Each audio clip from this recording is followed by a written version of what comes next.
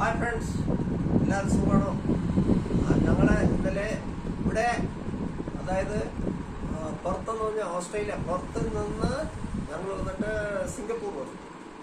അതായത് അവിടെ നിന്ന് ഫ്ലൈ വന്ന് ഒരു 5:15 അവർ 5:30 അവർ കഴിഞ്ഞ് സിംഗപ്പൂർ വന്ന് 2 അവർ ബ്രേക്ക് എന്ന് വെച്ചാൽ റെസ്റ്റ് എടുക്കണം.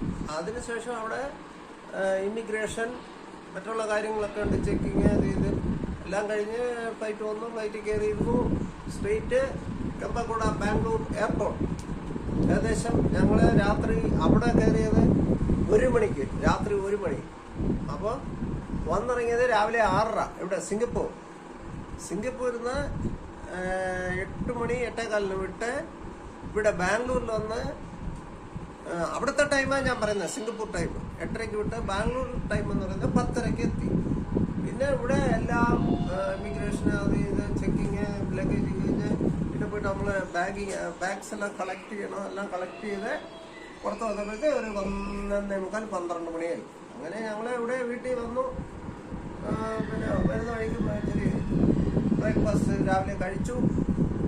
അങ്ങനെ വീട്ടിൽ വന്ന് ഞങ്ങളെ അതാണ് ഇവിടെ ഭയങ്കര ചൂടെന്ന് പറഞ്ഞാൽ ചൂടാണ് ബാംഗ്ലൂർ. വെള്ളത്തിനും പ്രയാസമാണെന്ന് പറയാം, പക്ഷെ നമുക്ക് ദൈവം സഹായിച്ച വെള്ളത്തിനൊന്നും ബുദ്ധിമുട്ടില്ല. അങ്ങ് ബോറിട്ട് വീട്ടിൽ വെള്ളം കിട്ടുന്നുണ്ട്. പിന്നെ വേറെ കാര്യം എന്താണെന്ന് പറഞ്ഞാൽ ഓസ്ട്രേലിയയിൽ ഞാൻ മുമ്പ് ഒരു വീഡിയോ ഇട്ടിരുന്നു. ആ വീഡിയോയിൽ ഇപ്പോൾ പറഞ്ഞല്ലോ കുറേ കാര്യങ്ങൾ അവിടെ, അതായത് അവിടുത്തെ ജനങ്ങളൊക്കെ നല്ല ആൾക്കാരാണ്, കെട്ടവരൊന്നും പറയാൻ പറ്റത്തില്ല, നല്ല ആൾക്കാരാണ്. പിന്നെ അവിടെ അങ്ങനെയൊന്നും ആർക്കും റെസ്പെക്റ്റ് ഒന്നും കൊടുക്കത്തില്ല, എല്ലാവരും തുല്യം. ഞാൻ വലിയ ആളാന്ന് തോന്നുന്നു. ആ നാട്ടിൽ അങ്ങനെ ഒരു പരിപാടിയേ ഇല്ല, എല്ലാവരും തുല്യം. മാനേജറുടെ വേണേൽ ചൂലെടുത്ത് തൂത്തുവരെ ക്ലീൻ ചെയ്യും. അങ്ങനെയാണ് ആ രാജ്യത്തിൻ്റെ ഒരു മഹിമ. പിന്നെ വെള്ളക്കാര് അവരുടേതായ ഡ്രസ് കോഡുകളും രീതികളും ഒക്കെ ഉണ്ട്. നമ്മുടെ ഇന്ത്യൻസും ഉണ്ട് കൂട്ടത്തിൽ. അവരെ അതായത് നമ്മുടെ നാടൻ രീതി ഡ്രസ്സൊക്കെ ഇടും. അങ്ങനെയാണ് ഓസ്ട്രേലിയൻ ജീവിതം എന്ന് പറയുന്നത്. പിന്നെ അവിടെ ജോലി ചെയ്യണമെങ്കിൽ ഇവിടെ ഞാൻ പറഞ്ഞില്ലേ IELTS ഒക്കെ എഴുതി വേണം പോകാൻ. എഴുതി പാസ്സായി 8.5 മാർക്കോ 8 ആയാലും ഒക്കെ തോന്നുന്നു. എടുത്ത് 1 വർഷമൊക്കെ ആവുമോ വിസ കിട്ടാൻ. PR കിട്ടിക്കഴിഞ്ഞാലും നമ്മുടെ കയ്യിൽ ഒരുപാട് പൈസ ചിലവാകും പോകാനും വരാനൊക്കെ. 100 പൈസ ലക്ഷങ്ങൾ കൊടുക്കണം. ചുമ്മാ കയറിയൊന്നും പോകാൻ പറ്റത്തില്ല. അങ്ങനെയുള്ള കാര്യങ്ങൾ ഇപ്പം നമ്മൾ ഒരു ടൂറിസ്റ്റ് ആയിട്ട് പോവുകയാണെങ്കിൽ up and down ticket, insurance, medical test, ഒരുപാട് കാര്യങ്ങളുണ്ട്.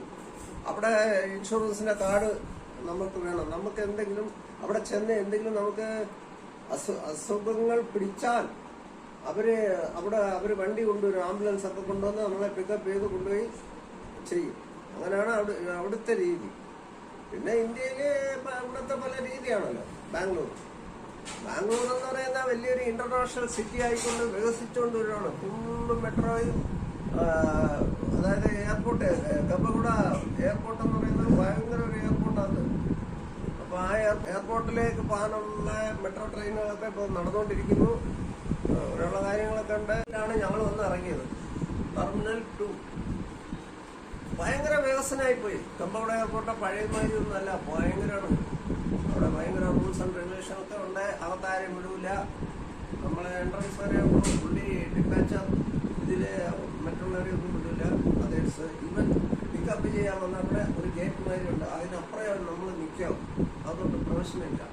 അങ്ങനെയാണ് അവിടുത്തെ റൂൾസ്. ഇത്രയൊക്കെയുള്ള കാര്യങ്ങൾ ഇങ്ങനെ പോകുന്നു. ഇനി ഞങ്ങൾ ഇന്ന് നമ്മുടെ സിസ്റ്ററിന്റെ വീട്ടിലോട്ട് പോകണം. അടുത്ത വീഡിയോ കുറേ കാണുന്നുണ്ട്. എല്ലാവർക്കും നന്ദി. നിങ്ങൾ ദയവേദി നമുക്ക് കമന്റ് ചെയ്യുക, സബ്സ്ക്രൈബ് ചെയ്യുക, ഷെയർ ചെയ്യുക.